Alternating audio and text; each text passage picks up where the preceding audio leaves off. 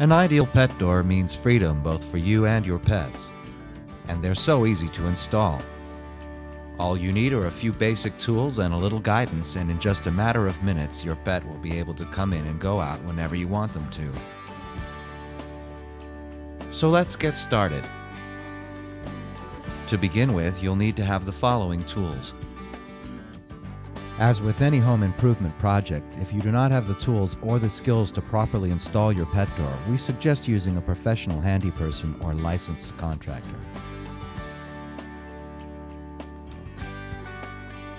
Start by measuring your pet's shoulder height using a tape measure. The top of the pet door should be set no lower than this measurement. In fact, we recommend adding 2 inches to this measurement as the correct height for the top of the pet door template.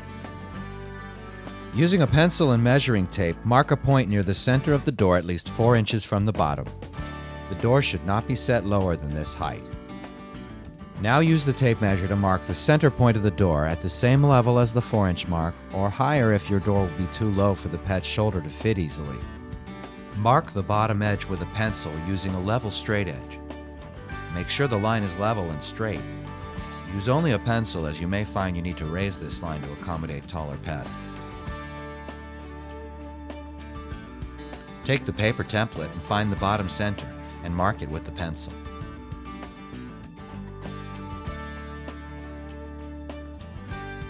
Then, place the paper template on top of the line you made earlier, or where you wish the bottom of the pet door to be. Match up the center line on the template to the center line on the door. Tape the template securely in place. We recommend using masking tape, as other types of tape will not stick well or are too messy. Tape the corners most so they will not shift when drilled out. If you're using a non-transparent tape, be sure not to cover up the corner target area. Mark the outside edge of the template all the way around with the pencil. If there is tape in the way, skip over it, as we'll be remarking the guidelines later. It's at this point we recommend you use safety glasses to protect your eyes from any debris. Use a hammer and nail or an awl to punch each of the corner area crosshairs. This will help to keep the drill from slipping. Repeat for all of the corners.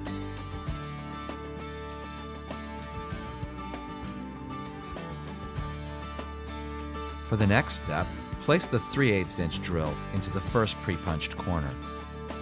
Be certain this is exactly where you want the door to be placed before making any holes. Keeping the drill level and straight, carefully drill all the way through the door to the other side. And repeat for all 4 holes. When the holes are finished, remove the tape and template.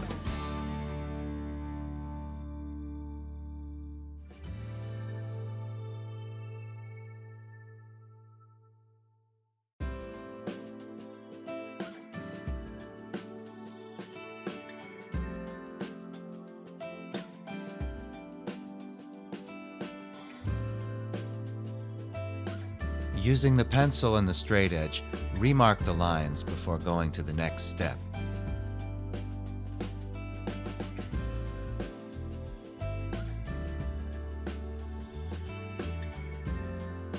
Now take the saw and place into one of the corner holes. Begin sawing along the line toward the opposite corner hole.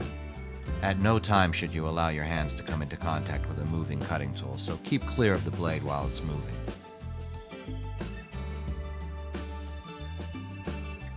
Repeat this step for each of the 4 sides.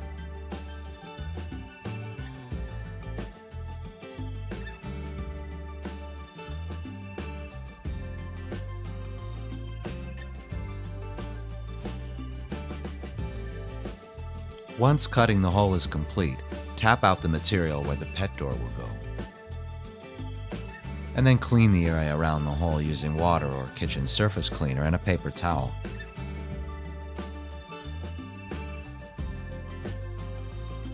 The interior frame of the flap is the one with the red lock. The other is the exterior frame. Mate the two frames together in the door by first taking the exterior frame and placing it upright into the hole. With the other hand, take the interior frame and bring the frames together. They are designed to telescope a little for different thicknesses of door. Once both are flush against the door and fitted, take the corner screws and hand fit each of them before going to the next step. After all the screws have been fitted by hand and are straight and level, you can begin using a power screwdriver to screw the frames together. Don't over-tighten the screws. As long as they are flush against the frame, there is no need to tighten as far as they will go. If you find the flap does not move correctly after tightening the screws, you can reverse the driver and ease them back a little.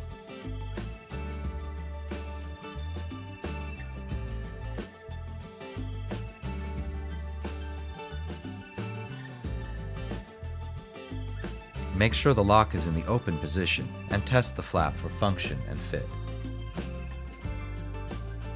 The door is now ready to use.